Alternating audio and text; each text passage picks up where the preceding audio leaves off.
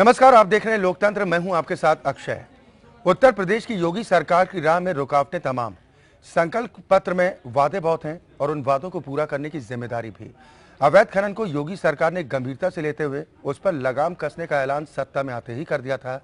सरकार की ओर से कुछ कदम भी उठाए गए, लेकिन वो कदम अब नाकाफी नजर आ रहे हैं। जिन अधिकारियों के बल पर योगी आदित्यनाथ सूबे को उत्तम बनाने का सपना देख रहे हैं, उन्हीं में से कुछ अधिकारियों के शय पर अवैध खनन का गोरखधंधा खूब फल फूल रहा है। गोरखपुर, फिरोजाबाद, इलाहाबाद, महाराजगंज और सहारनपुर जैसे कई इलाके हैं जहां पर धरती का सीना चीरा जा रहा है। सरकार ई टेंडरिंग के जरिए पारदर्शिता की बात कर रही है, लेकिन इस पारदर्शिता को पलीता लगाया जा रहा है। साथ ही बिगड़ी कानून व्यवस्था भी योगी सरकार के लिए बड़ी चुनौती बनी है। उनके लिए मुश्किलों का सबब बन रहे हैं।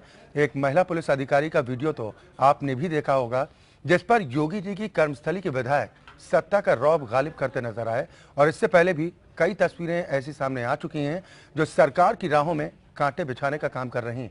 ऐसे में कैसे सपना पूरा होगा सूबे को सर्वोत्तम बनाने का, आज लोकतंत्र में हम इसी पर चर्चा करेंगे।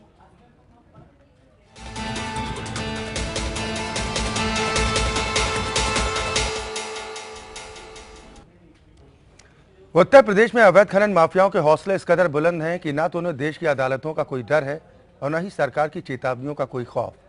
सूबे में धड़ल्ले से धरती का सीना चीरा जा रहा है और ऐसा नहीं है कि शासन प्रशासन को इसकी कोई जानकारी नहीं है। आरोप यही लगते हैं कि अधिकारियों की साठगांठ के जरिए अवैध खनन के गोरख धंधे को अंजाम दिया जा रहा है।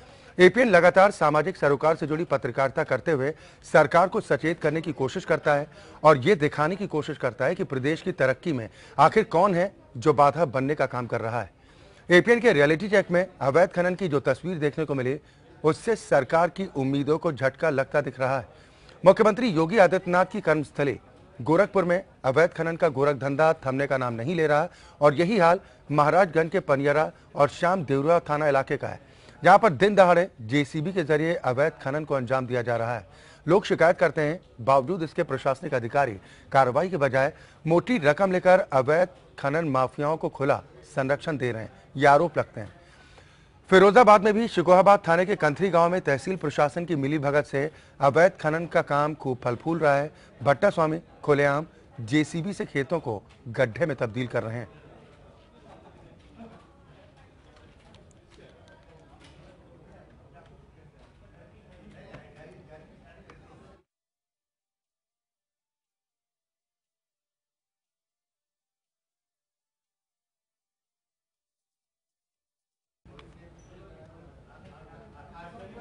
या तो योगी सरकार जब से सत्ता में आई तब से उत्तर प्रदेश की तस्वीर को बदलने की बात बार बार कर रही है, लेकिन सवाल इस बात को लेकर उठ रही है कि आखिर ये सपना कैसे पूरा होगा।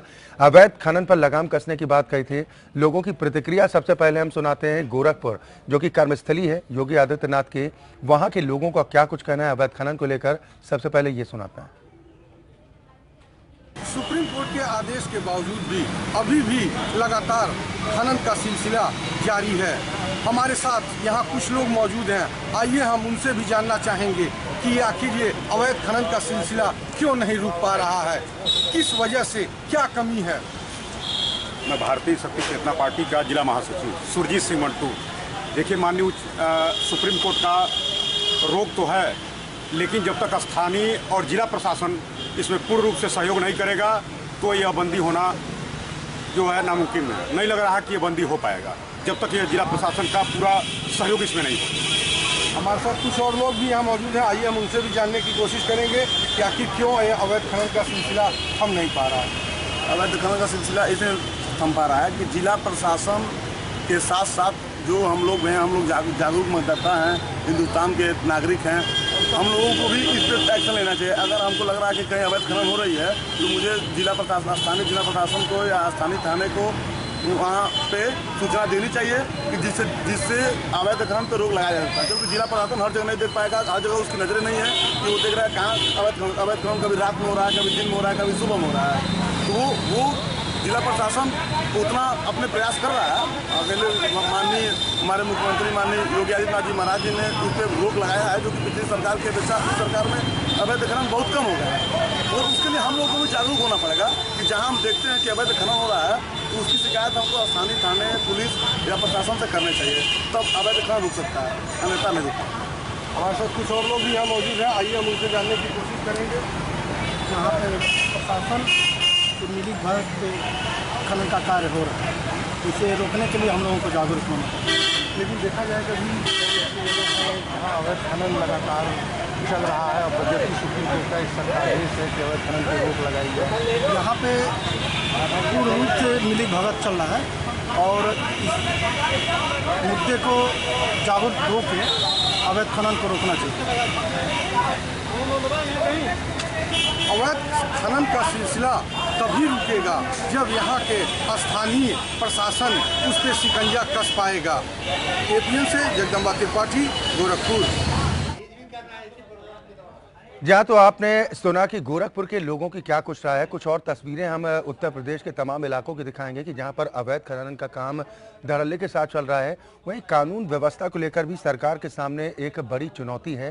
कैसे इन चुनौतियों से पार पाएंगे, आज हम इसी पर चर्चा करेंगे। सभी खास मेहमान हमारे साथ जुड़ गए हैं। सबसे पहले अपने मेहमानों की मुलाकात अपने दर्शकों से। मेरे साथ 5 खास मेहमान लखनऊ स्टूडियो से हैं। दीपक मिश्रा जी हैं, आप समाजवादी चिंतक हैं। दीपक जी, बहुत स्वागत है आपका इस कार्यक्रम में शामिल होने के लिए। कृष्णकांत पांडे जी हैं, आप प्रवक्ता हैं यूपी कांग्रेस। पांडे जी, बहुत स्वागत है आपका भी। चंद्रभूषण पांडे जी हैं, जो सरकार का पक्ष रखेंगे, बीजेपी के नेता हैं। पांडे जी, आपका भी बहुत स्वागत। साथ ही कैप्टन द्विवेदी जी हमारे साथ हैं, आप रिटायर्ड IAS अधिकारी हैं। आखिर क्या वजह है कि उत्तर प्रदेश में परिस्थितियों में सुधार नहीं नजर आ रहा, उस पर हम उनकी राय को जानने का प्रयास करेंगे। और वरिष्ठ पत्रकार हसीब सिद्दीकी साहब हमारे साथ हैं, जो उत्तर प्रदेश की मौजूदा हकीकत से हमारे दर्शकों को रूबरू कराएंगे। बहुत स्वागत है सर आप सभी मेहमानों का एक बार फिर हमारे साथ इस कार्यक्रम में शामिल होने के लिए। शुरुआत चंद्रभूषण पांडे जी मैं आपसे ही करना चाहूंगा, क्योंकि बड़ी चुनौतियां आपकी सरकार के सामने हैं। योगी सरकार के सामने चुनौतियां हजार हैं, पार कैसे पाएंगे सर?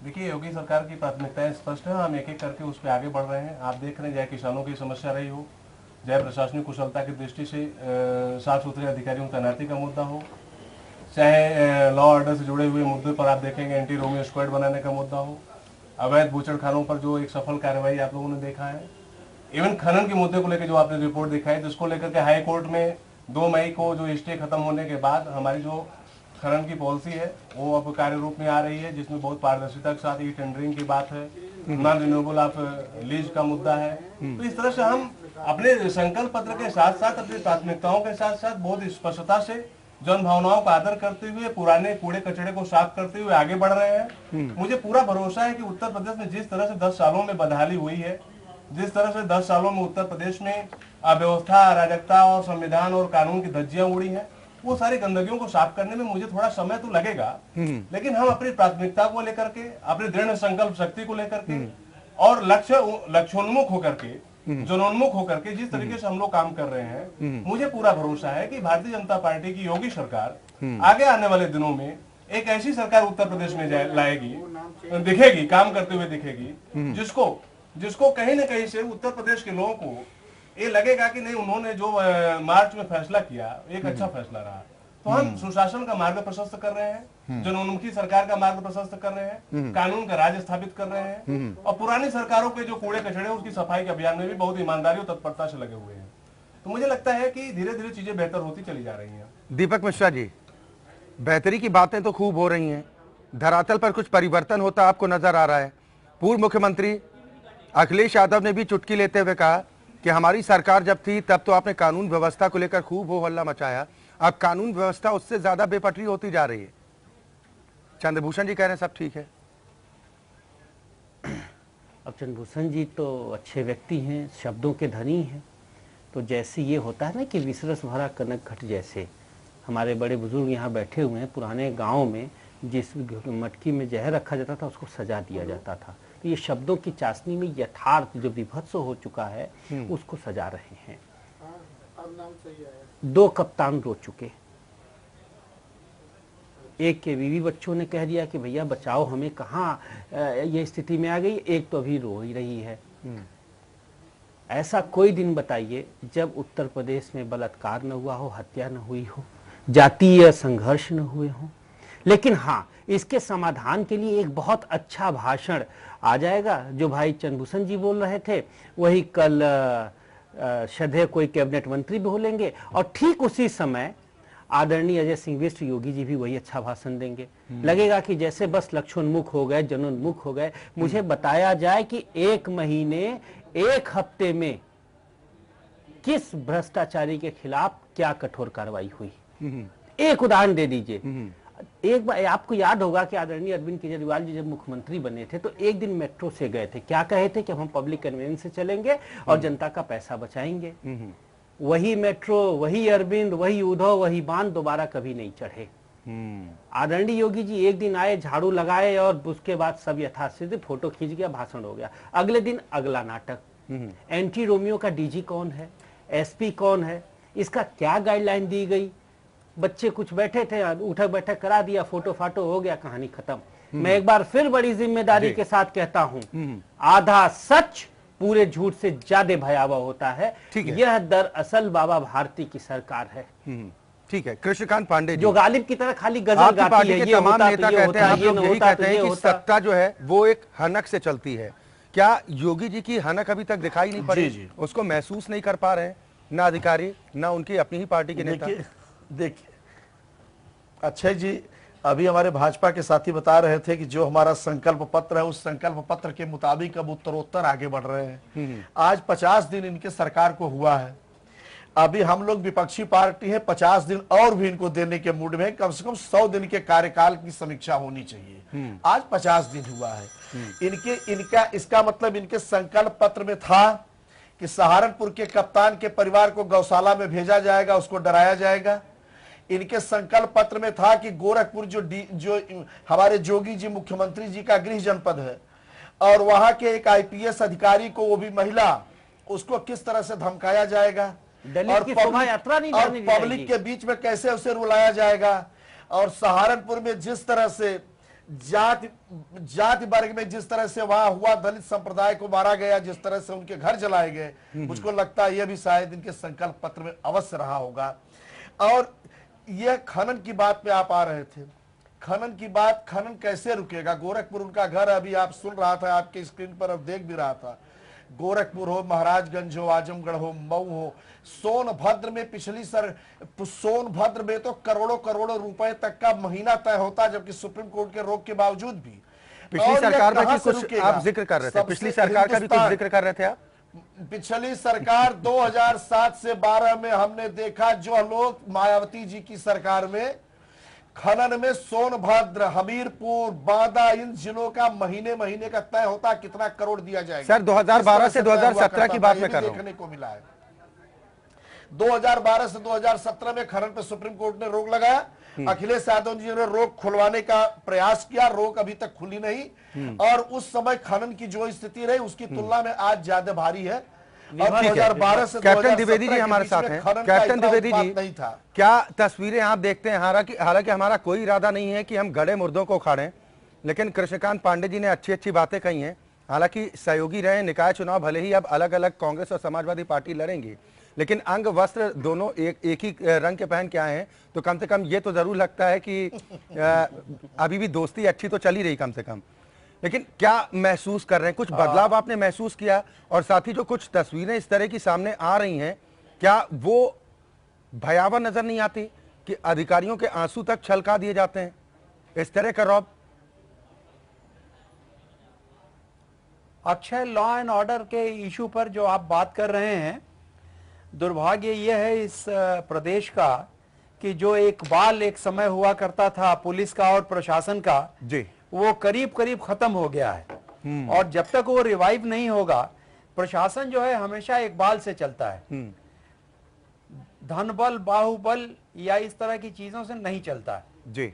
आज की तारीख में चाहे वो पुलिस हो या डिस्ट्रिक्ट एडमिनिस्ट्रेशन हो, चाहे ब्यूरोक्रेसी हो, मोस्टली आपको यह मिलेगा कि अपने अपने स्वार्थों की सिद्धि में सब लोग लगे हुए हैं। और उसकी वजह से बहुत सारी जगहों पे लोगों को कॉम्प्रोमाइज करना पड़ता है, लोगों को परिस्थितियों से समझौता करना पड़ रहा है। और ऐसी स्थिति में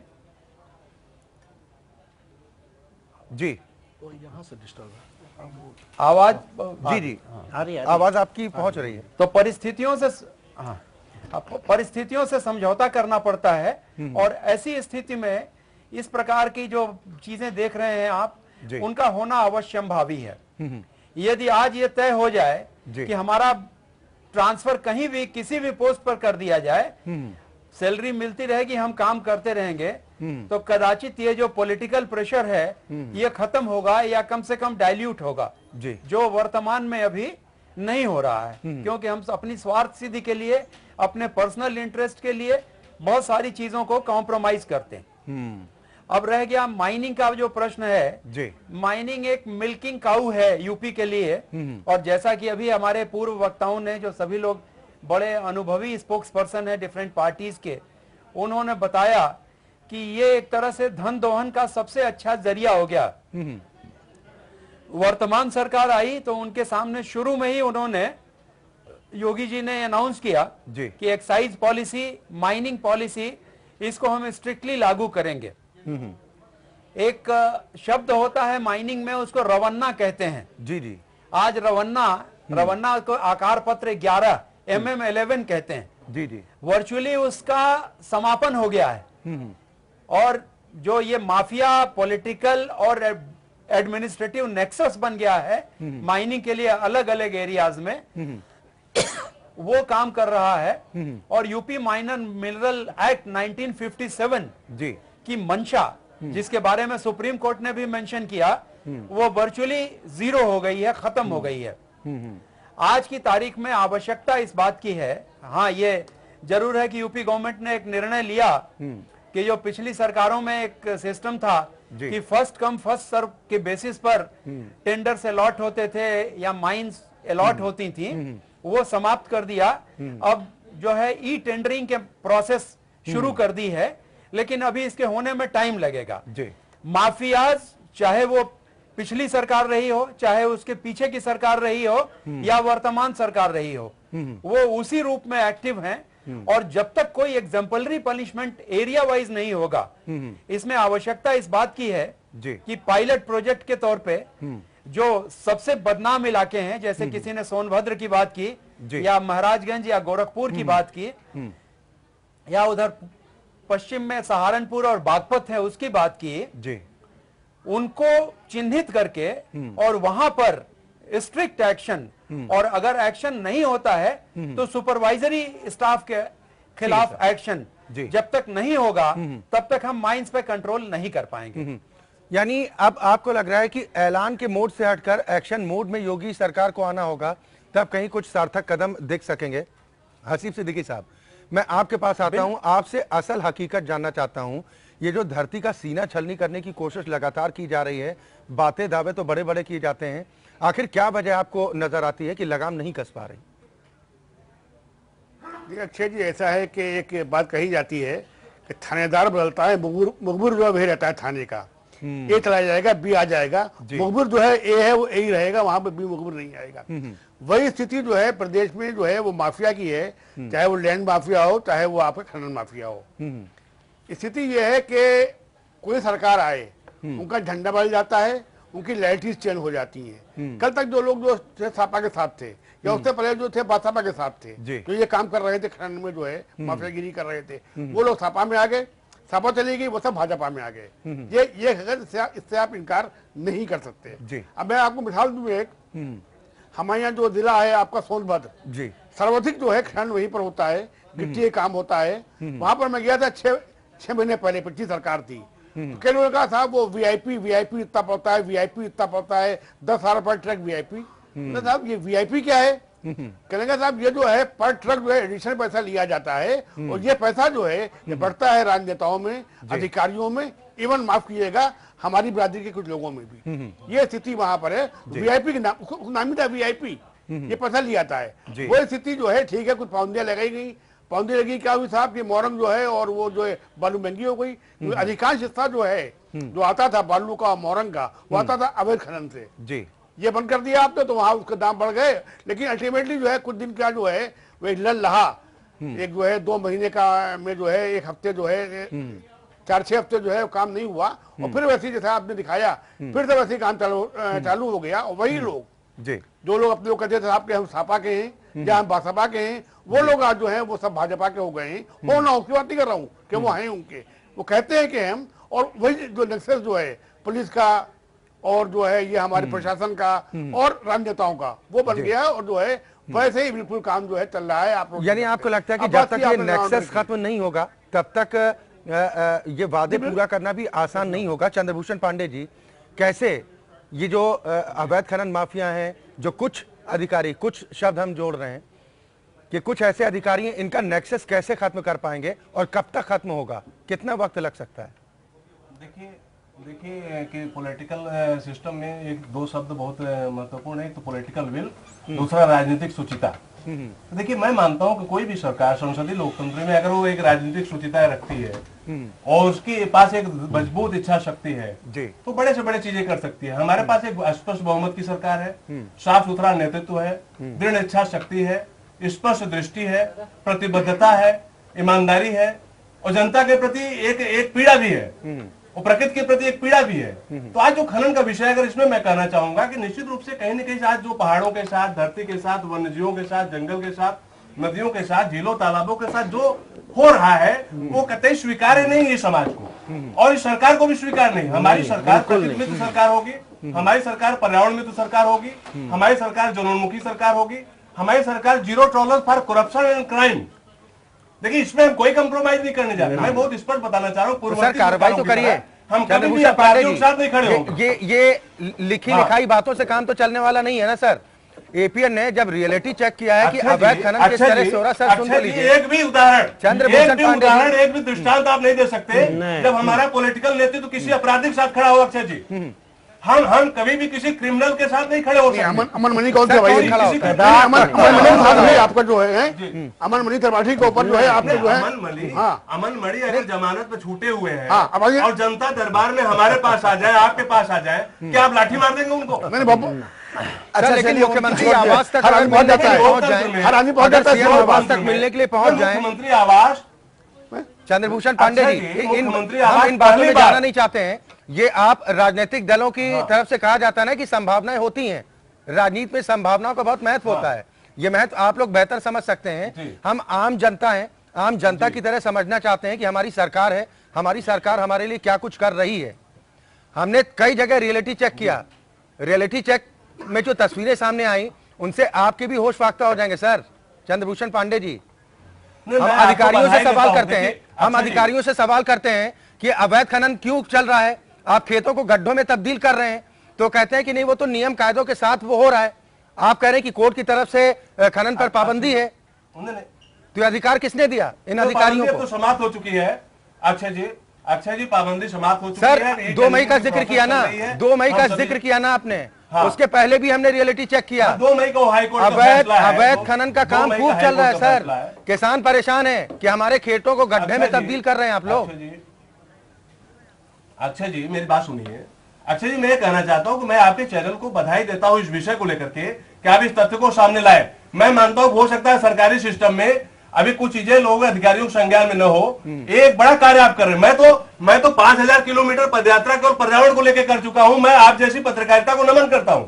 मैं इसके पक्ष में हूं कि इस तरह की चीजें को खुलासा हो, और मेरी पार्टी कभी भी उन लोगों के साथ नहीं खड़े होने जा रही जो अवैध खनन के साथ खड़े हैं। सर कार्रवाई हम प्रकृति के साथ है, पर्यावरण के साथ है, कानून के साथ यही चाहते हैं कि ऐसे भ्रष्ट अधिकारी जो हैं उनके खिलाफ आप एक्शन क्यों नहीं लेते? ऐसे जो नेता हैं जो आपकी पार्टी के सामने मुश्किलें खड़ी कर रहे हैं, कानून जो सरकार की राह में अड़चने कर रहे हैं, आप उनको सबक क्यों नहीं सिखाते हैं सर? कानून के राज में सर सिर्फ बातें करने से नहीं चलने वाला ना। राज में लोकतंत्र में लोकतांत्रिक तरीके से चीजें चलेगी, लेकिन मैं मानता हूं कि निश्चित रूप से ये जो विषय संज्ञान में आ रहे हैं, हम लोग इसमें संजीदा है, संवेदनशील है, और हम पर्यावरण और प्रकृति के साथ कोई खिलवाड़ नहीं होने देंगे। ये बहुत स्पष्ट मत है हम लोगों का। ठीक है दीपक मिश्रा जी, हमारा उद्देश्य सिर्फ जी जन सहयोगी, जन भागीदारी की पत्रकारिता करने का है। हमारा मकसद सिर्फ इतना है कि तस्वीर बदलनी चाहिए। सरकार कौन है, कौन आएगी, कौन जाएगी, इससे हमारा कोई खास वास्ता नहीं है। हमारा सिर्फ इतना मतलब है कि उत्तर प्रदेश की जनता से आपने वादा किया, लोगों ने आप पर भरोसा किया, तस्वीर बदलनी चाहिए, कुछ कार्रवाई होनी चाहिए। कोई कार्रवाई दिखी क्या आप लोगों को? जी, आदरणीय हसीब सिद्दीकी साहब ने जो कहा था वो अक्षरशः सही है। वह यह नहीं, इनकी पत्रकारिता का एक लंबा अनुभव और लंबा अध्ययन का निष्कर्ष बोल रहा था। मैंने कहा ना कि आप कोई भी सवाल पूछेंगे तो हमारे भाजपा के विद्वान साथी एक अच्छा भाषण अच्छे शब्दों में आपको सुना देंगे और वही कार्रवाई समझ लीजिए। एक अधिकारी जिसको बसपा राज में भी और सपा राज में भी भारतीय जनता पार्टी भ्रष्टतम का खिताब देती थी, लूट का पर्याय बताती थी, गिरोह ऑफ डकैट्स का हेड बताती थी, जो माध्यमिक शिक्षा का सचिव था, आज वो अच्छे पद पर है, उससे भी अच्छे पद पर है और शीर्ष 3 नेताओं में, सरकार के शीर्ष 3 नेताओं के साथ वो समानांतर बराबर गाड़ी में बैठ के आते जाते हैं। ये तो इनका चरित्र है। अभी आप इनसे पूछेंगे ऐसा क्यों हो रहा है, तो सिस्टम है, बदलने में 6 महीना लगेगा, 7 महीना लगेगा, 8 महीना लगेगा, 9 महीना लगेगा। ये क्या है? अरे 1 महीना 1 हफ्ते से ज्यादा हो गया है। एक उदाहरण तो आप दे दीजिए। अभी आपने बहस आयोजित की ना एक गंभीर विषय पर, गंभीर बात हुई ना, आप कल देख लीजिएगा कोई ऐसा मुद्दा आ जाएगा कि लगेगा कि क्या क्रांति हो गई। ये कुछ नहीं करेंगे, पेड़ों को पानी देने लगेंगे और सारे के सारे मिलकर रोने लगेंगे, हम प्रकृति प्रेमी हैं, वृक्ष महाराज तुम रो मत, हम तुम्हारे साथ आंसू बहा रहे हैं, और सब का सब एक मीडिया के हो जाएगा, ये बहस खत्म। फिर 4-5 दिन बाद शुरू होगा, भाई ये क्या हो रहा है। आप अभी डिबेट इस पे नहीं करा पाए कि सहारनपुर के कप्तान के घर में घुसने वाले गुंडों पे क्या कार्रवाई, तब तक शुरू हो गया।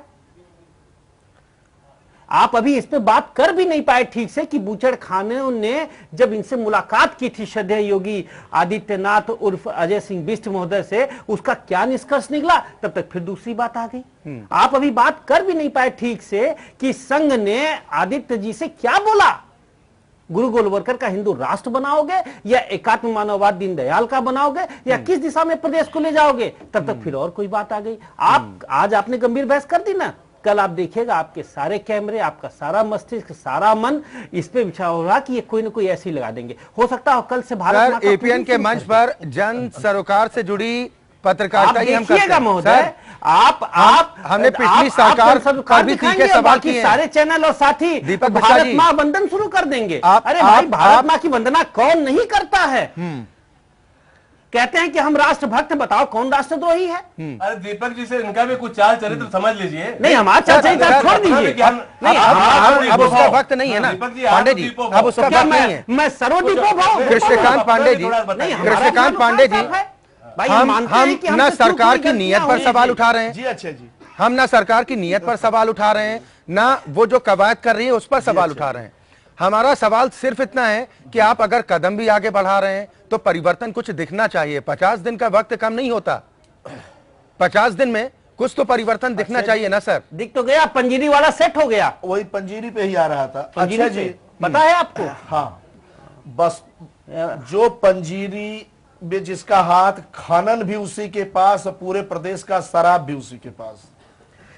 वह जो अभी आप बता रहे थे कि सारे व्यापारी किस तरह से सेट होते हैं, वो उसी तरह से जिस तरह से बसपा की सरकार में थे, पिछले सरकार में कई करोड़ों का जिनके ऊपर घोटाले का आरोप था, उन्हीं को पंजीरी का कॉन्ट्रैक्ट इस वर्तमान सरकार ने पुनः दे दिया।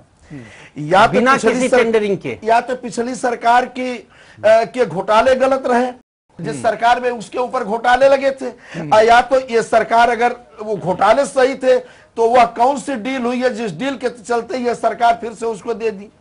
और जहां तक खनन का सवाल है, हिंदुस्तान के सबसे बड़े खनन माफिया रेड्डी बंधु, नोटबंदी के बाद जिन्होंने 500 करोड़ से ज्यादा की शादी किया, और वह रेड्डी बंधु किसके है जिसको लेके कर्नाटक में येदुरप्पा को हटना तक पड़ा था। वो भाजपा के नहीं होंगे, सब लोग जान रहे हैं कि वह रेड्डी बंधु येदुरप्पा किसके रहे। ठीक है, हम यूपी पर ही अगर फोकस करते हैं ना कृष्णकांत पांडे जी, हम यूपी पर ही अगर फोकस करते हैं, यूपी में तो कई रेड्डी बंधु हैं, बस नाम नहीं आ रहा। अभी लखनऊ के एडिशनल सीएमओ अपनी ऑफिस में बैठ के एक हाथ में सिगरेट एक हाथ में पेन लेके बैठे हैं, सारे अखबार न्यूज़पेपर्स में आया है।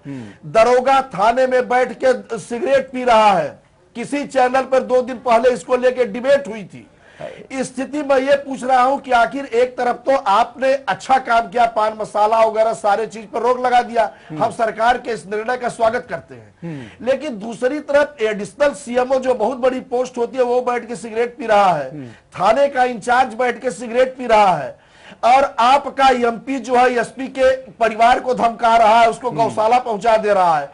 एक एसपी रैंक आईपीएस स्तर की महिला जिस तरह से आंखों में उसके आंसू आ जा रहे हैं, और इस तरह ये घटनाएं कोई इनके कार्यकर्ताओं द्वारा नहीं हो रही। ठीक है, अगर कार्यकर्ताओं द्वारा होती तो चंद्रभूषण मान पांडे लिया जी। जाता क्षम थोड़ी देर के लिए। चंद्रभूषण पांडे जी, इनके पचौरी इनके बड़े मंत्री हैं, वो कह रहे हैं कि ये लूजे लंगड़े कहां से आ ठीक है गए। सर, हम लगातार अपने मन से इन तमाम मुद्दों को उठाते रहे हैं और आगे भी जो जन सरोकार से जुड़े मुद्दे होंगे उन पर हमेशा इस तरह बहस चाहते रहेंगे, करते रहेंगे, और मकसद सिर्फ ये होगा कि समस्याओं का समाधान होना चाहिए।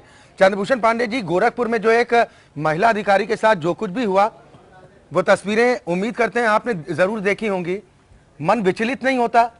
जी नहीं, देखिए वो जनोन्मुखी है। उस पूरे प्रकरण को आप गहराई से देखेंगे और उसमें उस महिला अधिकारी का भी एक सफाई भी फेसबुक के माध्यम से आया है, और उन्होंने उस आंसू को लेकर के स्पष्ट किया कि वो आंसू मेरे आंखों में तब आए जब हमारे उच्चाधिकारियों ने मेरे साथ कुछ इमोशनल सपोर्ट के कुछ शब्द बोले तो मैं भावुक हो गई। उन्होंने बहुत स्पष्ट किया है कि विधायक जी ने कोई ऐसा शब्द मुझे नहीं बोला है कि जिससे मैं आंसू मेरे आंखों में आए या मैं दुखी हुई।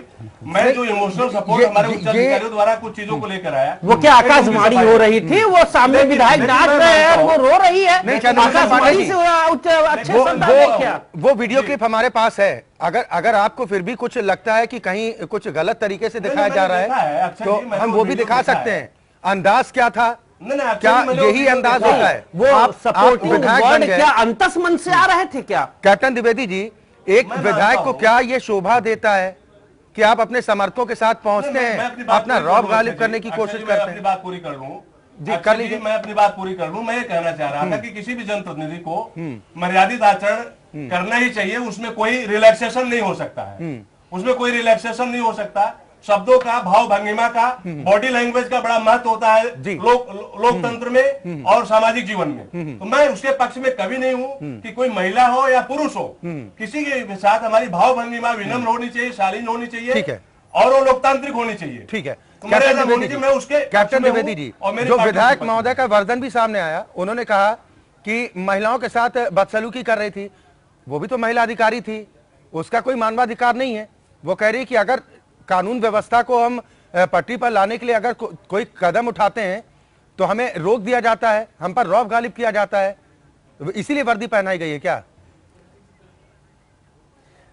लॉ एंड ऑर्डर के इश्यूज जो होते हैं वो स्पॉन्टेनियस होते हैं और समय पर और स्थल पर तय होते हैं कि किस तरह की सिचुएशन है और उसमें क्या किया जा सकता है।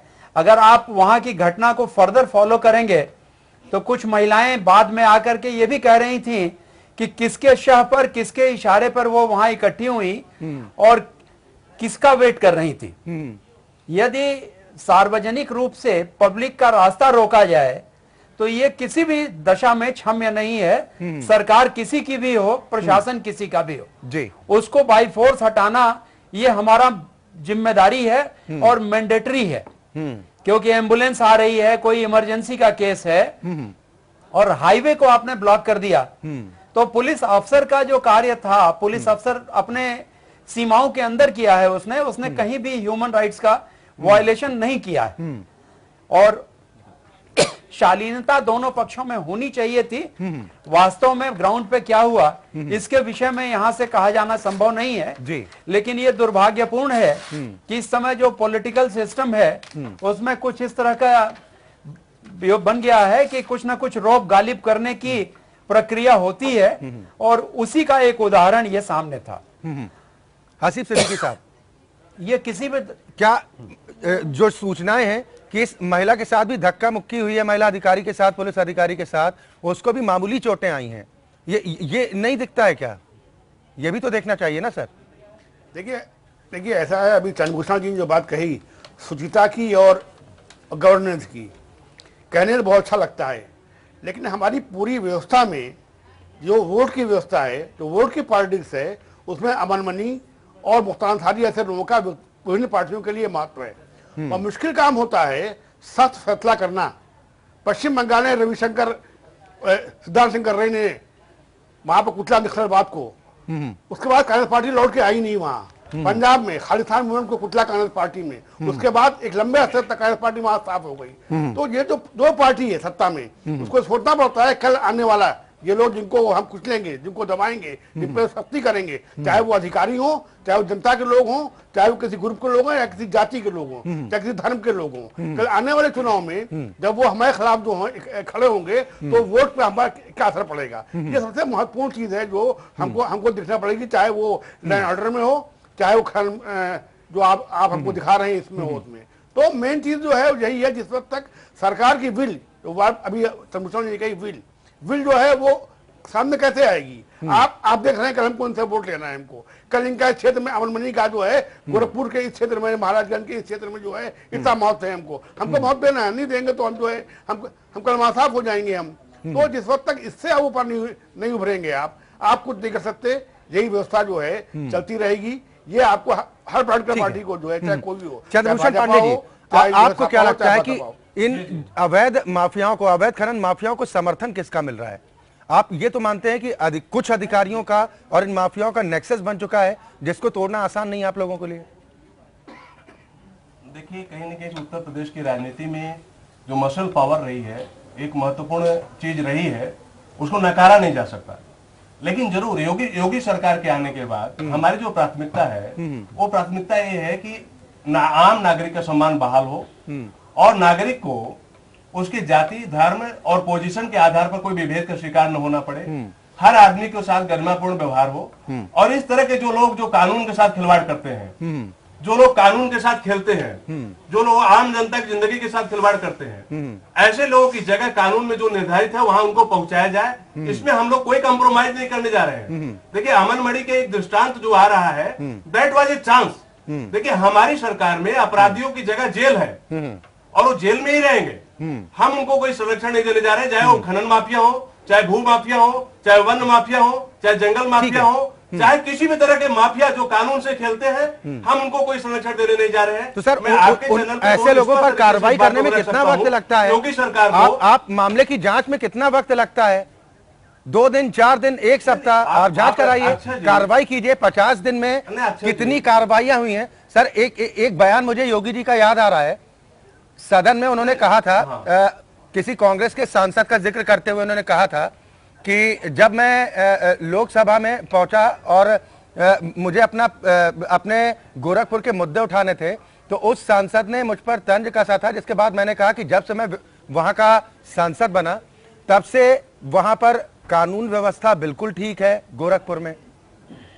ये आप लोग मानते हैं ना कि गोरखपुर में जो व्यवस्थाएं थी उनको दुरुस्त करने में योगी आदित्यनाथ का बहुत बड़ा हाथ रहा है। अगर उसी गोरखपुर में अवैध खनन का गोरख धंधा चल रहा है तो जाहिर है किसी न किसी का समर्थन होगा। ये समर्थन किसका हो सकता है सर? देखिए राजनीति में, सामाजिक जीवन में हिंसा जो है, आप इसको नकार नहीं सकते। हिंसा भी एक जो सामाजिक विकार है जो समाज में चलता रहता है। लेकिन हमारी सरकार किसी हिंसक के साथ संरक्षण देते हुए नहीं खड़ी दिखेगी। आप पिछली सरकारों में जाइए कि यादव सिंह की पैरवी करने के लिए लोग सुप्रीम कोर्ट चले गए। आप जाइए, देखिए एक मंत्री बलात्कार करता है और उसको बचाने के लिए कृष्णकांत पांडे जी, हम पिछली सरकारों की जो गलतियां थी उस पर भी हमने खूब बहस की है। कभी नहीं खड़े होंगे सर। पिछली सरकार में जो गलतियां हुई हैं उस पर भी हमने खूब बातचीत की है। जहां अच्छे काम रहे हैं उनको भी हमने खूब दर्शाया है। आपकी सरकार के फैसलों की भी तारीफ हुई है कि योगी सरकार अच्छे फैसले कर रही है। लेकिन अगर राह गलत पकड़ती नजर आ रही है तो ये हमारी जिम्मेदारी है कि सरकार को राह भटकने से रोकें, उन्हें सही रास्ता दिखाने का प्रयास करें। लेकिन अगर उसके बावजूद सही रास्ते पर आप नहीं आते हैं तो क्या करें? कितनी उम्मीद करें? कृष्णकांत पांडे जी, कितनी उम्मीद करें बदलाव की? फिर नहीं, अच्छा जी, एकदम सही है कि एक पत्रकार की भूमिका विपक्ष की हुआ करती थी ताकि सरकारें सचेत रहे। परिस्थितियां तो आज बदल गई हैं, तमाम चीजें हो गई हैं, उसमें अच्छे बुरे सब लोग आ गए हैं। लेकिन यह सही है कि आपने दिखाया भी है, पिछली सरकार ये खराब थी। निश्चित रूप से वह 47 पे, हम 7 पे, कोई कहीं जाके 19 पे सिमट गया। तो पिछली सरकार की, अगर नई सरकार के हमारे साथी अगर उसकी तुलना कर रहे हैं तो मुझे लगता है ये मान चुके हैं कि 325 से हम 47 की स्थिति में आने वाले। तुलना नहीं कर रहा हूं, मैंने ये कहा कि वो बुरी हालत थी, लेकिन आज वो हालत नहीं है। आज हम किसी अपराधी के साथ नहीं खड़े हैं, आज हम किसी भ्रष्ट के संरक्षण में सर कार्रवाई भी तो नहीं कर रहे। चंद्रभूषण पांडे जी कार्रवाई भी तो नहीं कर रहे। अच्छा जी सिर्फ बातें हो रही मैं हैं। बता रहा हूं, अच्छा जी एक सेकंड मैं बता रहा हूं, अगर यह किसी के साथ नहीं खड़े हैं तो क्या मैं नाम लेके आपके चैनल पे बताऊं कि बनारस के बाहुबली किसकी पार्टी से विधायक है, गोंडा के सांसद किस पार्टी के हैं बाहुबली, क्या मैं नाम लेके बताऊं आगरा में फिरोजाबाद के किस पार्टी से हैं? मैं 40 नाम मेरे पास है। सर ये इन बातों में सर कोई इन बातों में कोई मतलब नहीं रखा है। कृष्णकांत पांडे जी कि भारतीय जनता पार्टी के प्रतिनिधि सबसे ज्यादा बाहुबली हसीब सिद्दीकी साहब, हसीब सिद्दीकी साहब, इन बातों में क्या आपको लगता है कि कुछ रखा है? जब तक कांग्रेस, क्योंकि जब इस नैतिकता की बात आती है कि किस पार्टी में कितने दबंग कितने बाहुबली, तब हमाम नजर आता है। किसी पार्टी को यह कहने का अधिकार नहीं है आज की डेट में कि हम पाक साफ हैं पूर्णतया। हाँ ये जरूर मान सकते हैं कहीं पर थोड़ा सूची कम होगी, कहीं पर सूची थोड़ी लंबी होगी। हसीब सिद्दीकी साहब, हाँ सही करे, कहीं कम है कहीं ज्यादा है, ये बात आपने बिल्कुल अक्षय जी सही कही। लेकिन एक बात मैं कहता हूँ, जो आपने बात कही अभी खनन माफिया की, जेसीबी आप दिखा रहे हैं, आप जो है ट्रक दिखा रहे हैं, ट्रक जो है वो है सर 6 ट्रक पकड़े जाते हैं जो कि वहां पर खुदाई कर रहे हो। हाँ तो सवाल ये है कि जेसीबी किसका है? वही लोग हैं जो पिछली सरकार में थे। ट्रक किसके हैं? वही लोग हैं जो पिछली सरकार में थे। तो आप किसी को रोक नहीं पा रहे हैं। आप उन्हीं लोगों ने अपना तोला बदल लिया है।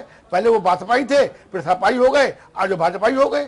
तो ये मसला है, सबसे बड़ा मसला जो है। आप जो है अगर कार्रवाई नहीं करेंगे निष्पक्ष होके, उस हद तक जो है कुछ होने नहीं जा रहा है।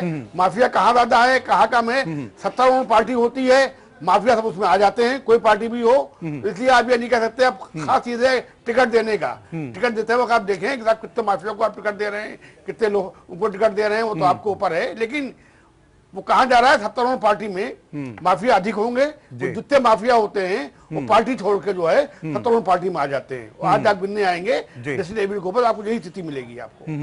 नहीं दीपक मिश्रा जी, मेरा सवाल सिर्फ यहीं पर आकर टिक जाता है कि आप कह रहे हैं कि हम सख्ती से ऐसे लोगों से निपटेंगे जो कानून व्यवस्था को तार-तार करने की कोशिश करते हैं।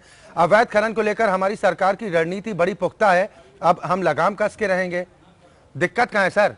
तस्वीरें हम दिखा रहे हैं एपीएन के मंच के जरिए कि कौन सी जेसीबी का नंबर क्या है, कितने ट्रक पकड़े गए हैं, उन ट्रकों के नंबर क्या है। आरटीओ विभाग तो सरकारी महकमे में ही आता है ना।